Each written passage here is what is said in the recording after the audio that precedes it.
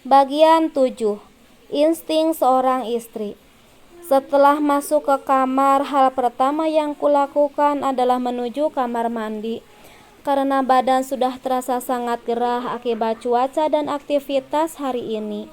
Merendam diri dalam bathtub dengan aroma segar dari bunga mawar membuat pikiranku sedikit lebih tenang.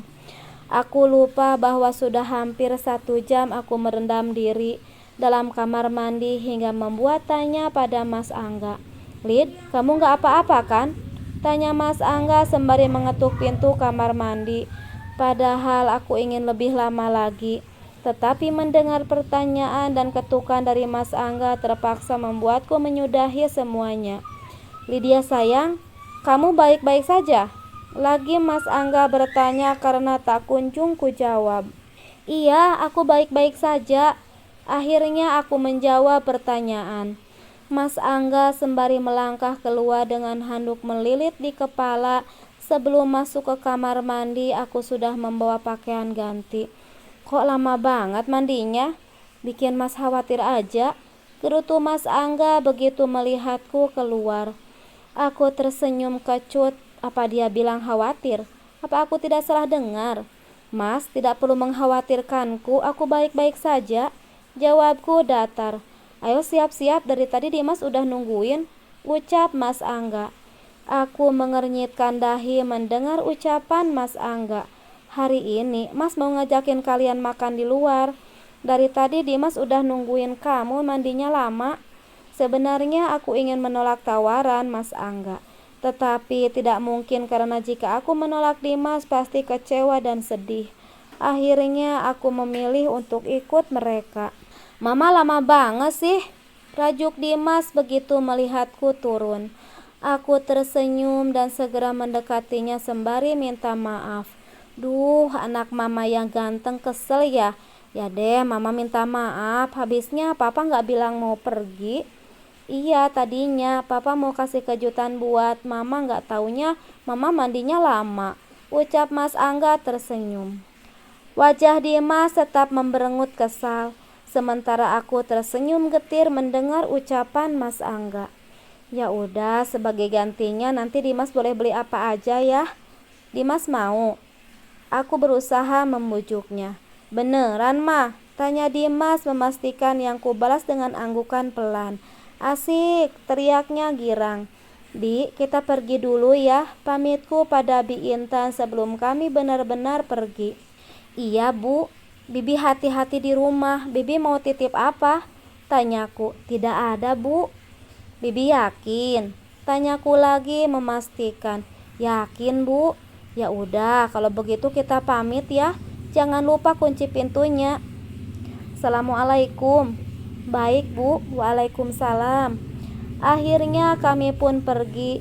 Mobil Mas Angga perlahan meninggalkan rumah. Entah mau pergi kemana kali ini. Aku memilih untuk tidak banyak bertanya kali ini. Malas rasanya. "Pak, kita gak ngajakin Tante Mona?" Celetuk Dimas tiba-tiba memecah keheningan. Aku yang sejak tadi diam jadi sangat terkejut mendengar pertanyaan putra sematawayang kami. Sekilas Mas Angga menatap ke arahku, mungkin tidak enak dengan pertanyaan Dimas. Sementara aku memilih diam pura-pura acuh. "Boleh ya Pak?" rengek Dimas. Membuat Mas Angga semakin terlihat gelagapan. Dimas sayang, sekarang kan ada mama, jadi main sama Tante Monanya lain kali aja ya," bujuk Mas Angga. "Yah," jawab Dimas lemas, karena permintaannya tidak dituruti. Jadi kalau aku nggak ada kalian bisa leluasa ngajakin Mona?" tanyaku dengan nada pelan, agar Dimas tidak merasa kalau saat ini aku tengah marah. Maksudnya bukan gitu." "Aduh, Mas jadi salah ngomong," ucap Mas Angga merasa bersalah dan menghela napas. Setelahnya aku hanya diam, tidak lagi menanggapi. Dimas terlihat memberengut, wajahnya nampak kecewa. Sementara Mas Angga fokus pada kemudi. Hanya keheningan yang membersamai sampai tiba di sebuah restoran yang biasa kami kunjungi. Setelah Mas Angga memarkirkan mobilnya, kami pun segera turun dan masuk ke dalam restoran. memilih tempat duduk yang dekat dengan jendela. Seorang pelayan menyapa kami dengan ramah dan menyodorkan sebuah buku menu. Kami pun memesan makanannya. Setelah menunggu beberapa menit, perasaan pun datang. Namun wajah Dimas masih nampak tidak bersemangat. Makan bersama kali ini suasananya benar-benar terasa berbeda, merasa ada sesuatu yang hilang. Sayang, kok makannya cuma dilihatin aja? Ucapku pada Dimas melihatnya yang hanya mengaduk-aduk makanannya. Dimas pengen disuapin kayak Tante Mona, jawabnya. Deg, rasanya hatiku benar-benar rasa ada yang mencolos. Apa sedekat itu mereka? Apa sesayang itu perempuan bernama Mona itu sama Dimas? Pertanyaan demi pertanyaan menari di kepala. Sayang, kan Dimasnya bisa makan sendiri, ucap Mas Angga. Yang kulihat nampak tidak enak. Ya udah, biar mama yang suapin ya, ucapku mencoba membujuk Dimas nampak mengangguk.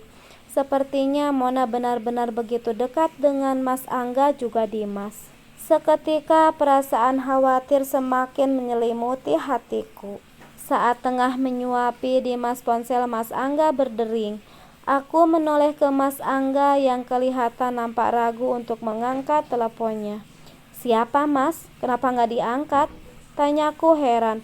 Bukan siapa-siapa kok, cuma pegawai kafe si Aldi, jawab Mas Angga tersenyum. Angkat aja, siapa tahu penting, ujarku. Akhirnya Mas Angga pun mengangkat teleponnya dan menjauh dari kami. Entah mengapa aku yakin yang saat ini menelepon Mas Angga bukan Aldi. Setelah menerima telepon, Mas Angga pun kembali menghampiri kami. Kenapa Mas? Tanyaku melihat ekspresinya yang berubah. Gak apa-apa, jawab Mas Angga yang terlihat memaksa tersenyum. Seketika aku jadi teringat kafe yang saat ini kupercayakan untuk dikelola Mas Angga. Membuatku ingin tahu mengenai laporan pemasukan dan pengeluaran yang selama beberapa bulan ini sengaja tidak kuperiksa.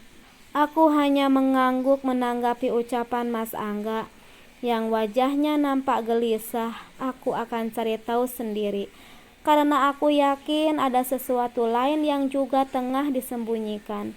Instingku sebagai istri membuatku harus menyelidiki semuanya.